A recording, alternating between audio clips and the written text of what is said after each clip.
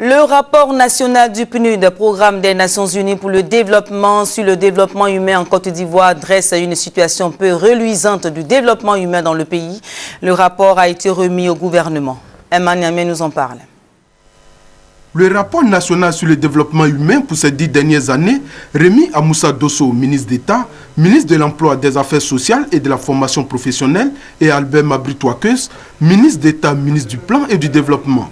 Ce rapport produit par le Programme des Nations Unies pour le développement PNUD est le résultat d'un processus qui a impliqué des experts nationaux et la société civile.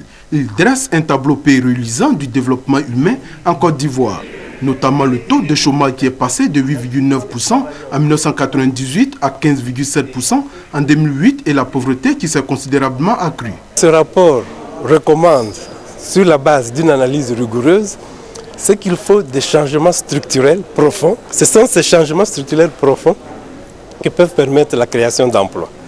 Quels changements structurels, par exemple?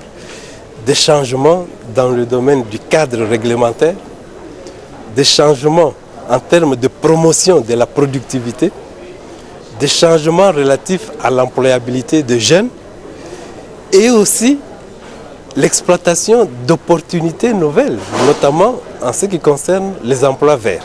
Près d'un Ivoirien sur deux vit dans la pauvreté, ce qui signifie que même des personnes qui travaillent sont dans la pauvreté. Le gouvernement ivoirien en est conscient. Il a donc inscrit la promotion de l'emploi et la lutte contre la pauvreté dans ses priorités. La vision du gouvernement en matière de politique nationale de l'emploi est de doter la Côte d'Ivoire d'une économie moderne, diversifiée, compétitive, afin de faire d'elle un pays émergent dans une échéance de moins de 10 ans. Le rapport parle donc d'appui ciblé vers des secteurs qui peuvent donc non seulement nous sortir de la précarité de l'emploi, mais offrir de l'emploi à ceux qui sortent de l'école et offrir de l'emploi aussi aux femmes.